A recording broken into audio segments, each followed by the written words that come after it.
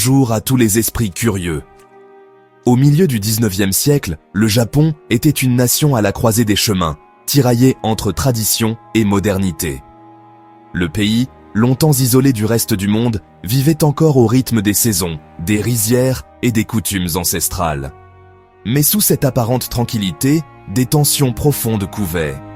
Le shogunat Tokugawa, instauré par Tokugawa Ieyasu en 1603, avait imposé une paix relative et une stabilité politique pendant plus de 2 siècles. Les samouraïs, classe guerrière dominante, administraient dans le pays au nom du shogun, tandis que l'empereur, reclus à Kyoto, n'avait qu'un pouvoir symbolique. Cependant, en 1853, l'arrivée spectaculaire des navires noirs du commodore américain Matthew Perry dans la baie d'Edo bouleversa l'ordre établi.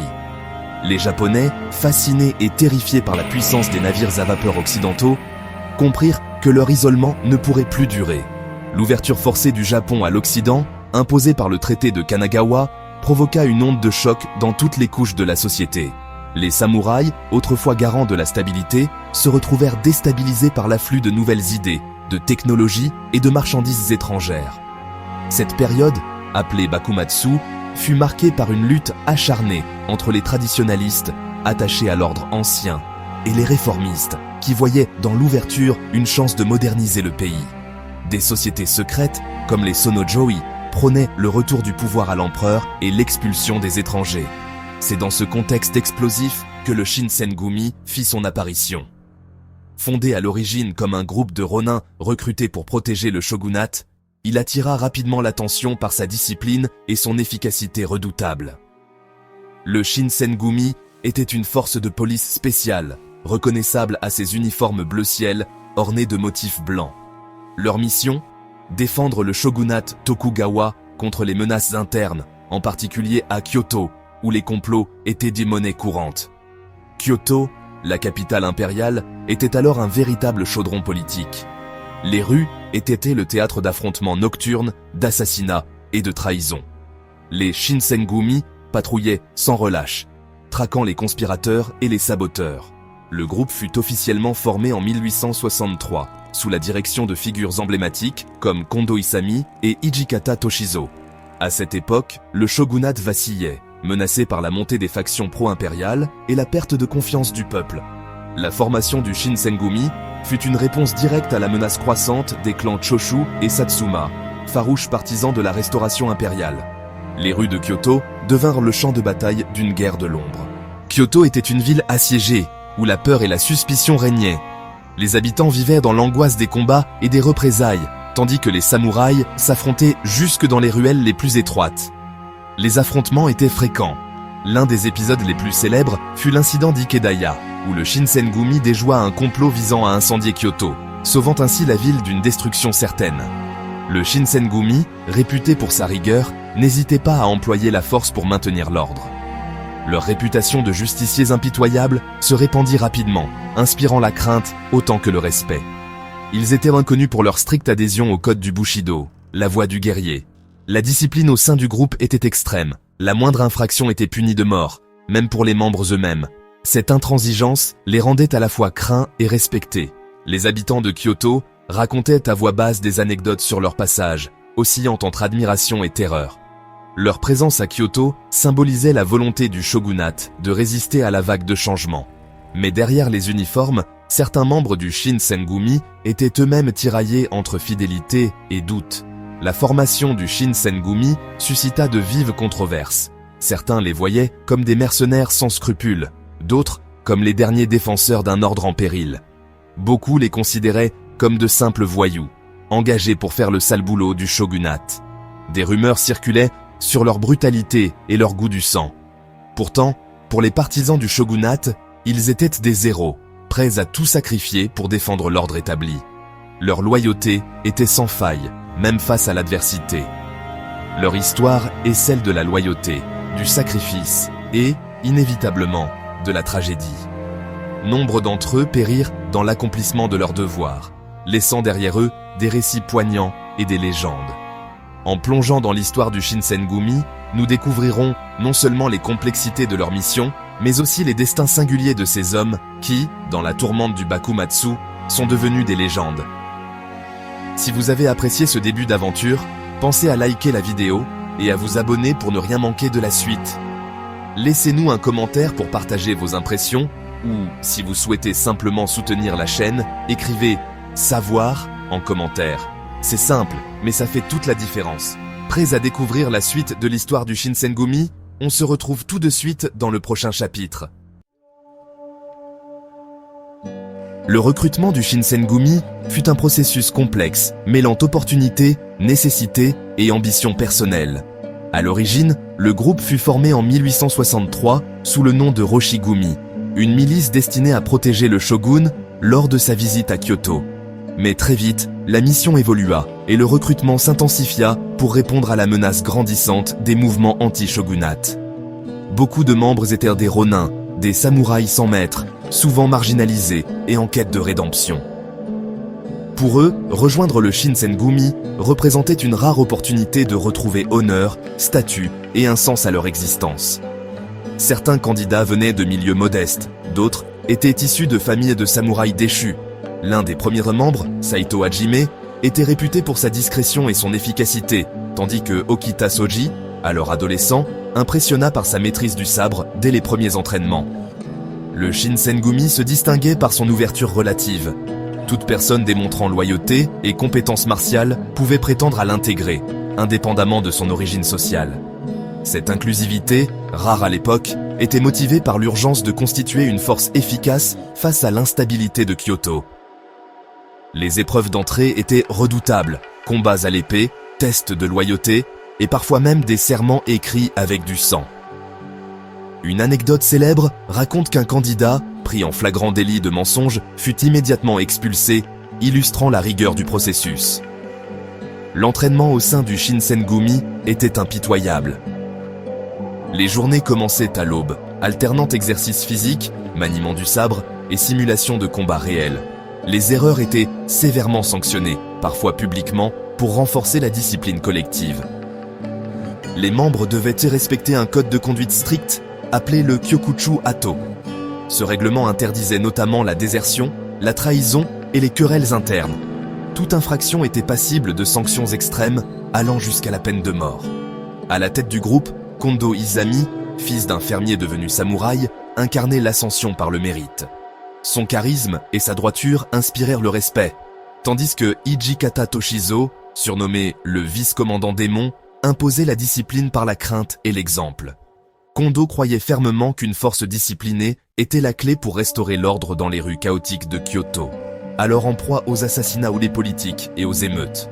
L'entraînement ne se limitait pas aux arts martiaux.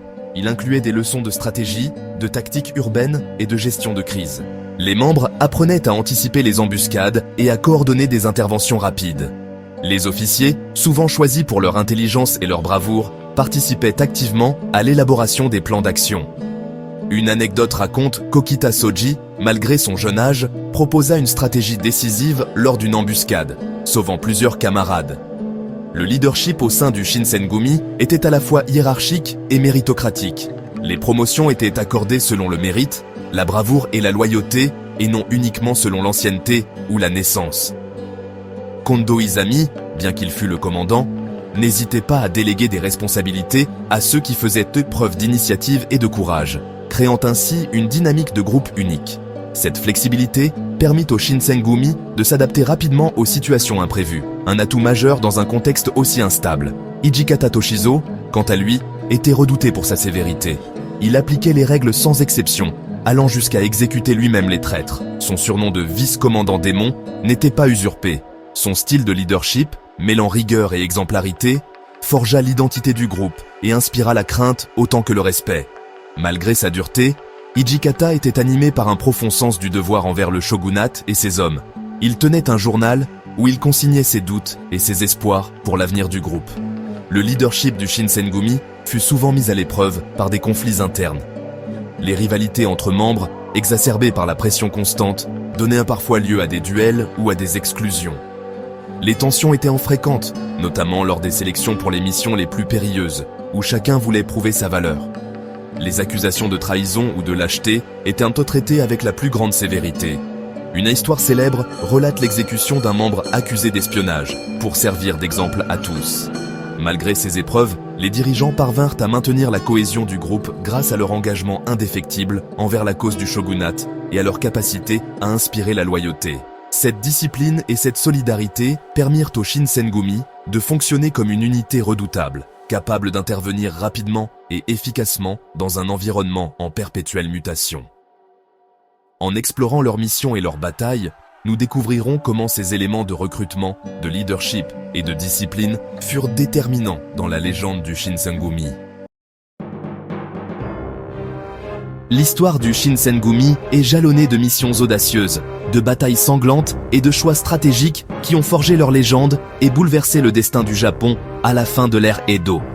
L'un des épisodes les plus marquants fut l'incident d'Ikedaya, survenu en juillet 1864.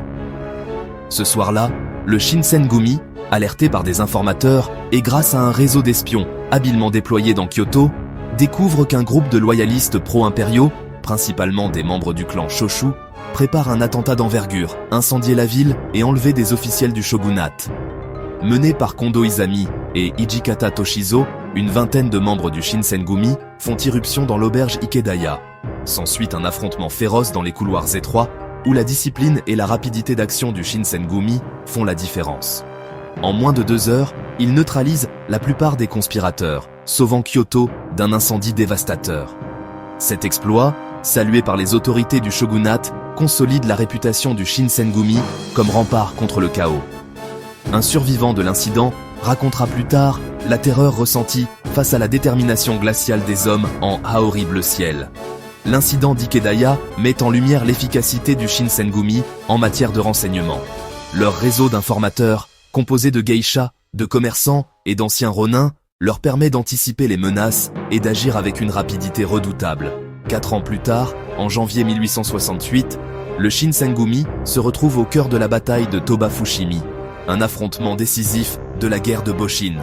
Cette fois, ils affrontent les forces impériales, bien mieux équipées et soutenues par des armes modernes.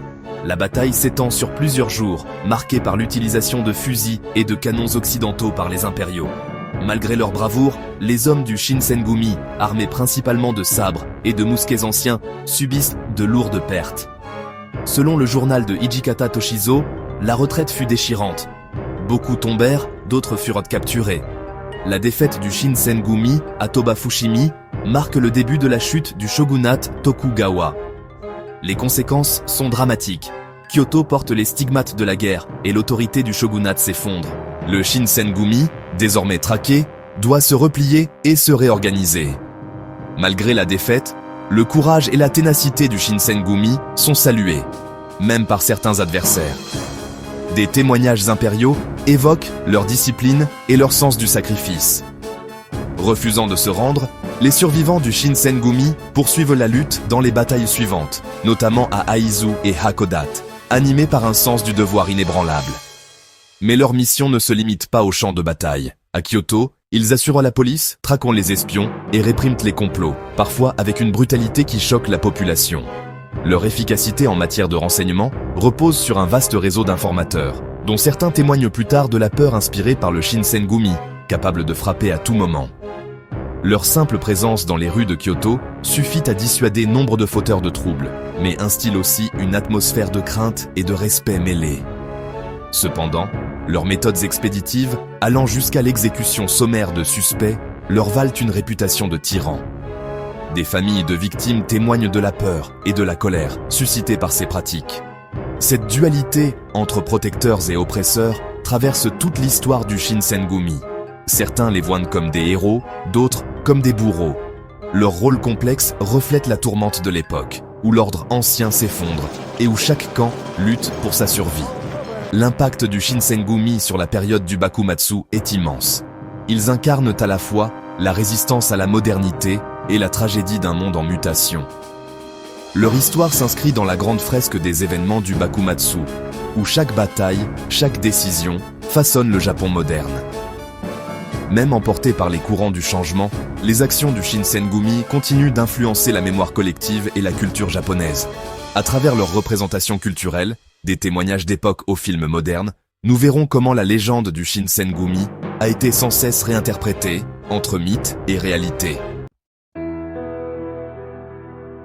Le Shinsengumi n'est pas seulement un groupe de samouraïs du passé, il est devenu un symbole durable et complexe dans la culture japonaise, incarnant à la fois l'héroïsme et la tragédie. Leur histoire a été racontée et réinventée à travers d'innombrables formes artistiques, romans, mangas, films, séries télévisées et même pièces de théâtre kabuki. Chaque génération redécouvre le Shinsengumi à sa manière, y projetant ses propres rêves et inquiétudes. Les représentations culturelles mettent souvent en avant leur bravoure, leur loyauté inébranlable, mais aussi la fatalité qui les a frappés. On raconte que lors de la bataille de Toba Fushimi, certains membres, blessés et encerclés, auraient préféré se donner la mort plutôt que de se rendre, illustrant la profondeur de leur engagement. L'une des œuvres les plus célèbres reste le roman Moeioken de Ryotaro Shiba, qui a profondément marqué l'imaginaire collectif.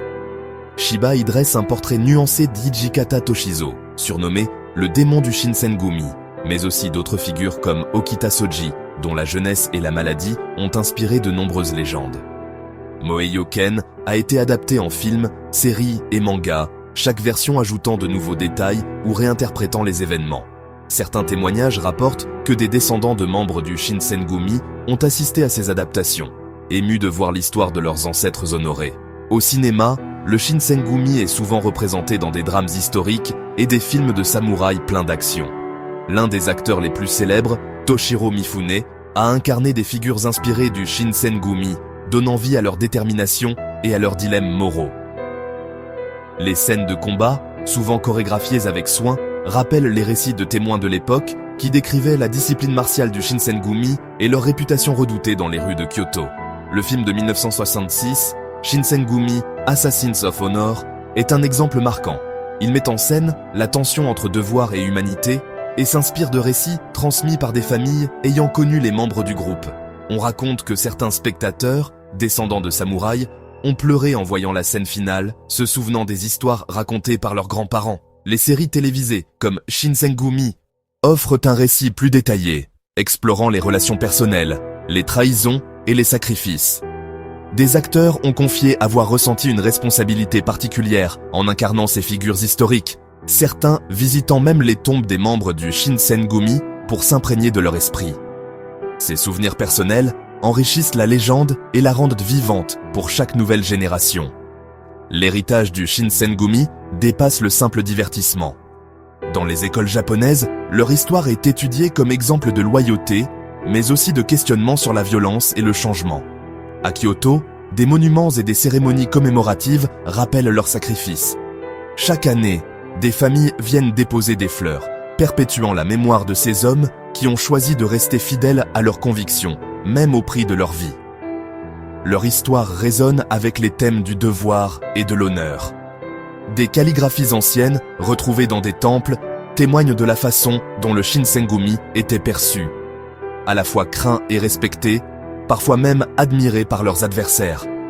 Aujourd'hui, leur nom figure dans les manuels scolaires et les expositions muséales. Des enseignants racontent que certains élèves, fascinés, écrivent des essais ou dessinent les uniformes bleus distinctifs du Shinsengumi. Le Shinsengumi incarne les complexités de la période Bakumatsu, tiraillée entre tradition et modernité. Des lettres retrouvées montrent la détresse de certains membres, conscients de vivre la fin d'un monde et le début d'un autre. Leurs bannières flottent encore lors de commémorations et des passionnés se réunissent pour honorer leur mémoire, partageant anecdotes et souvenirs transmis de génération en génération. L'histoire du Shinsengumi fascine désormais au-delà du Japon. Des visiteurs du monde entier viennent découvrir leurs légendes, certains retrouvant dans leur parcours des échos à leurs propres histoires de loyauté et de transformation.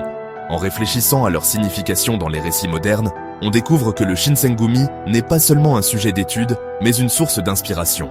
Un miroir des dilemmes humains face au changement, à la fidélité et à la mémoire collective.